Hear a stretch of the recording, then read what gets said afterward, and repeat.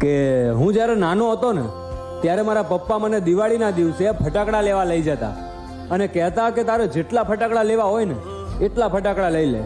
અને એ દિવાળી મારા માટે બહુ પ્રિય પણ હતી. પણ હવેની દિવાળી મારા માટે કાંઈ ખાસ નથી, કેમ કે જે પપ્પા મને ફટાકડા લેવા લઈ જતા ને એ પપ્પા હવે દારૂના લતે ચડી ગયા છે. જે પપ્પા દિવાળીના દિવસે ઘરમાં રોનક લાવતા ને એ પપ્પા હવે દિવાળીના દિવસે પણ ઘરમાં દારૂ પીને આવે છે. જોઈ છે મેં દિવાળી, લોકોના ઘરે ખુશીઓના દીવા સળગતા હોય છે, પણ અમારે તો ઘરના મોટા વડીલ જ તે ઘરમાં દારૂ પીને પડ્યા છે. સાંભળ્યું છે કે લોકોના ઘર બરબાદ કરવા માટે કાવતરા કરવા પડે, પણ આ દારૂ વેચવાવાળાએ તો 20 અને 50 રૂપિયામાં લોકોના ઘર બરબાદ કરી નાખ્યા છે. અને ઈચ્છા તો ઘણી થાય છે કે નવા વર્ષમાં લોકોને મીઠાઈઓ ખાવા ઘરે બોલાવીએ, પણ શું કરીએ, મોટા વડીલ જ તે ઘરમાં દારૂ પીને ફરે છે. અને હા, આ મારા ઘરની હકીકત હું